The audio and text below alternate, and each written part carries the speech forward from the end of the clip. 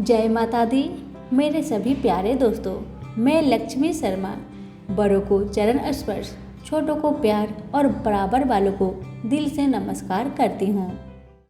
आज हम सुनेंगे ज्येष्ठ मास की कथा अध्याय 24 और इस अध्याय में सुनेंगे सत्यवान सावित्री कथा वर्णन। स्कंद जी कहने लगे, हे ऋषियों, व्यास जी राजा युधिष्ठिर से बोले कि हे भारत, इसके पश्चात मद्रराज अश्वपति और नारद ऋषि का समागम हुआ। कथा के युग से राजसभा में नारद जी बैठे थे। इसी समय राजकन्या सावित्री मंत्रियों के साथ समस्त तीर्थ आश्रमों में जाकर पुनः अपने घर में वापस आई। नारद ऋषि के साथ अपने पिता को स्थित देखकर सावित्री ने दोनों चरणों को छूकर नमस्कार किया। नारद जी ने राजा से कहा कि हे नृप, तेरी यह कन्या कहाँ गई थी, कहाँ से आई है और आप इसका विवाह क्यों नहीं करते? राजा अश्वपति बोले कि हे देवर्षि नारद जी, मैंने इसको इसी काम के लिए भेजा था कि वही कार्य यह करके आई है, तो आप इसके उस कार्य को सुनिए। इसने जिस पति को बरा है। जब पिता ने विस्तार पूर्वक कहने के लिए कहा, तब वह कन्या देव वचन का आलंबन कर बोली। सावित्री बोलेगी, साल्व देश में धर्मात्मा धुम्मत सेन नाम वाला क्षत्रिय हुआ। वह राजा देववंश अंधा हो गया। उस बाल पुत्र से युक्त नेत्रहीन बुद्धिमान उस राजा धुम्मत सेन के राज्य को छिद्र मिलने पर पूर्व की बैरी उसके देश के समीपवर्ती राजा ने हरण कर लिया। तब वह धुम्मत सेन अपने बाल पुत्र और स्त्री सहित वन को चला गया और वह महाव्रती बड़े वन में जाकर तप करने लगा। उसका लड़का पूर्व में ही उत्पन्न हुआ था, परंतु वन में जाकर बड़ा हुआ। वह सत्यवान नाम से प्रसिद्ध है।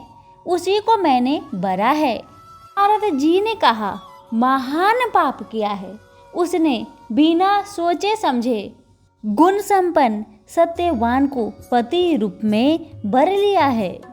इस बालक के पिता और माता दोनों ही सदैव सत्य बोलते हैं, अतः ब्राह्मणों ने इसका नाम सत्यवान रखा है। इस बालक को अश्व अति प्रिय है और वह मिट्टी का अश्व बनाता है और घोड़े के चित्र भी बनाता है, इसलिए इसका नाम चित्राश्व भी है। राजा अश्वपति बोले कि हे नारद जी, वह प्रीतवत्सल राजपुत्र सत्यवान इस समय तेजस्वी बुद्धिमान और क्या सूरवीर भी है? नारद जी बोले कि हे राजन, वह सूर्य के समान तेजस्वी, बृहस्पति के समान बुद्धिमान, इंद्र के समान सूरवीर और पृथ्वी के समान क्षमाशील है तथा वह राजपुत्र दाता, ब्राह्मण, वीर्यवान, रसवान, उदार और प्रिय दर्शन है। वह दान में इस समय अपनी शक्ति राजा रत्नी देव के समान कुशीनर पुत्र शिवी के समान ब्राह्मण्य और सत्यवादी है। वह बलि धूमत सेन यजाति के समान उदार, चंद्रमा के समान प्रिय दर्शन, रूप में अश्वनी कुमार के समान है। वह दांत, मृदु, सूर सिद्ध, जितेंद्रिय और तपशील का निधि है। अश्वपति बोले कि हे नारद जी, आप उस बालक को समस्त गुणों से युक्त कहते हैं।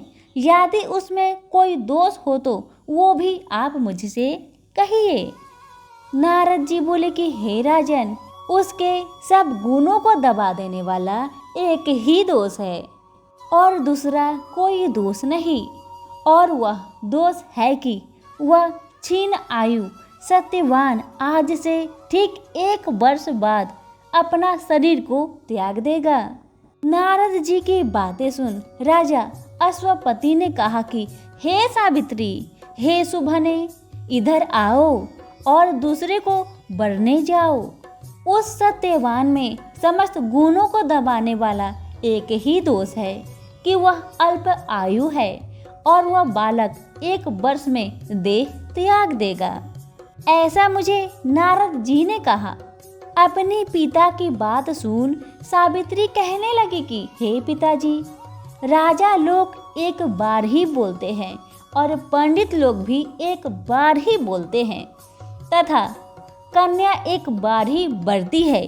यह तीनों कार्य एक बार ही किए जाते हैं, चाहे वह दीर्घ आयु हो या अल्प आयु हो, सगुण हो अथवा निर्गुण हो। मैंने एक बार पति को वर लिया, अब दूसरा पति नहीं वरूंगी।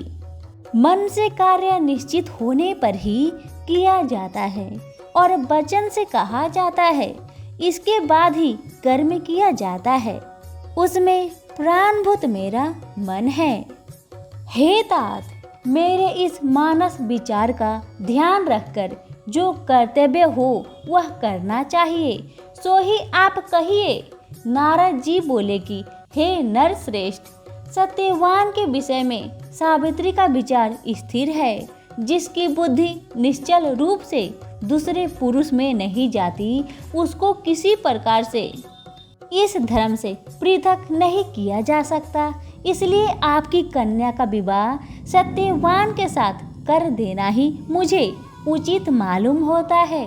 राजा अश्वपति कहने लगे, हे नारद जी, मैंने बिना विचार किए ही यह वचन कहे हैं और अब मैं आपके सत्य वचन को ही करूँगा, क्योंकि आप मेरे गुरु हैं।